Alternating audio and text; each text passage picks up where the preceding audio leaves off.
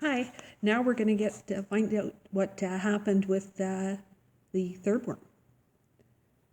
Alan and Joe stopped in the orchard by the pile of fresh dirt. Think he'll be able to do it? Asked Alan, biting his thumbnail.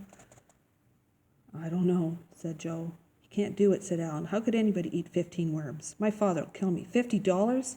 He ate that one awful easy. Forget it, said Joe. If he doesn't give up himself, I'll figure something out. He could spike the next worm with pepper.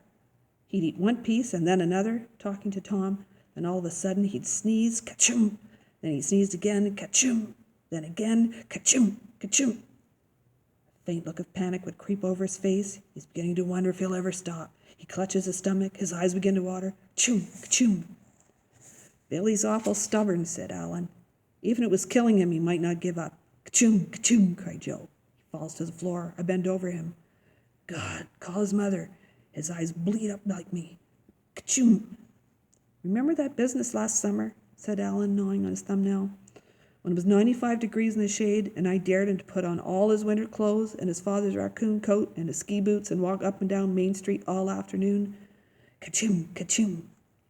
They went off through the orchard, Joe sneezing, sighing, rolling his eyes, pretending to be Billy, suffering from a dose of peppered worm. Alan moaning to himself about how stubborn Billy could be. $50. Billy sighed. On the plate before him lay the last bite of worm under a daub of ketchup and mustard. What's the matter? Asked Tom. I don't know, sighed Billy. He picked up the fork again. Does it taste bad?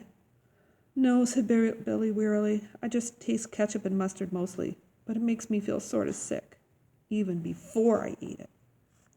Just thinking about it, he sighed again and then glanced at Joe and Alan, talking to each other in whispers over by the window. What are you whispering about? Nothing. Then what are you whispering for?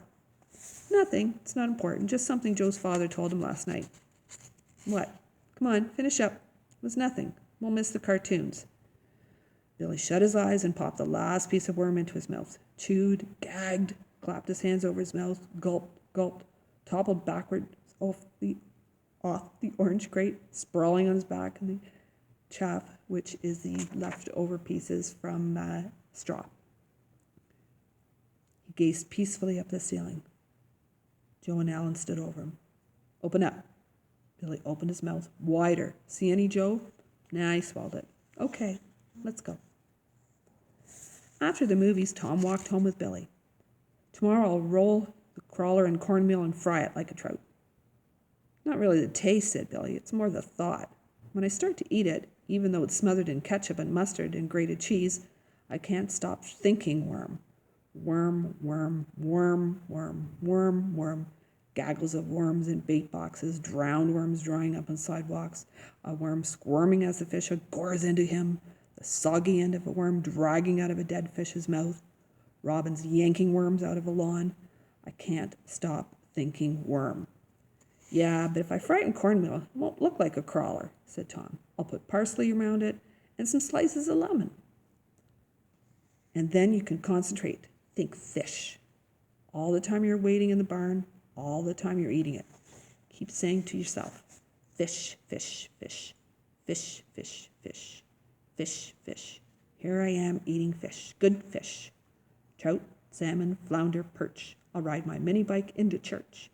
Dace, tuna, haddock, trout.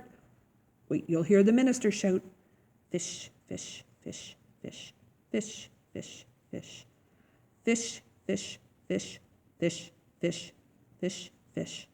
Shark, haddock, sucker, eel. I'll race my father in his automobile. Eel, flounder, bluegill, shark. We'll race all day till after dark. Billy cheered up. Think how they'd all stare. I'd rev up the aisle, zip around the front pews, down a side aisle under the stained glass windows.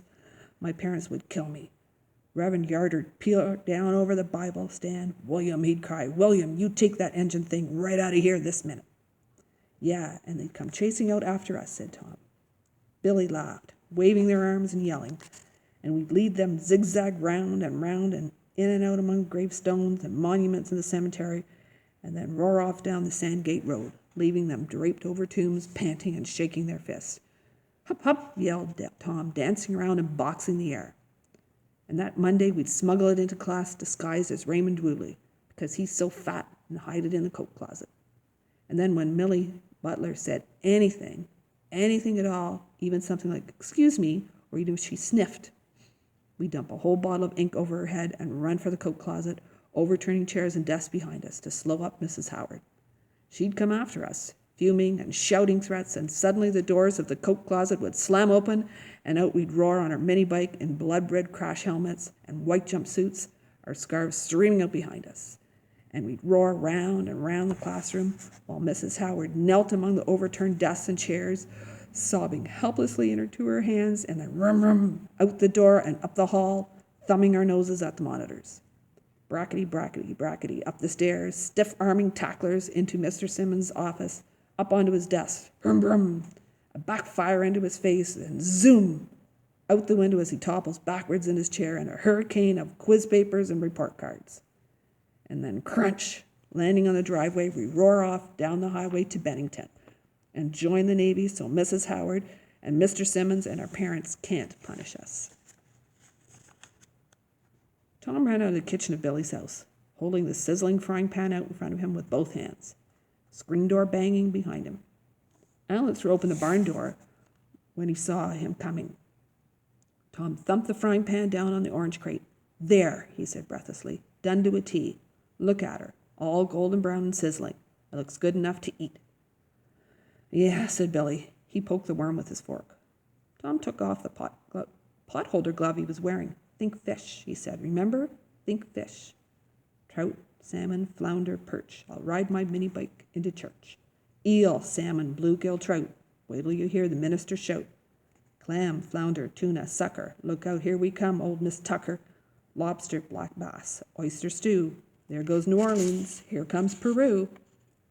He leaned over Billy and whispered in his ear, "Fish, fish, fish, fish, fish, fish, fish, fish, fish. Go on, take a bite. Fish, fish, fish, fish, fish. Okay, second bite. Fish, fish, fish, fish." "Geez, you think it'll work?" said Alan to Joe. "Suppose it doesn't. Didn't seem to pay much attention yesterday." "Don't worry," said Joe. "We got him thinking. It takes time. I got it all doped out. Trust me." Can he be trusted? Let's find out in the next chapter when he gets the fourth worm.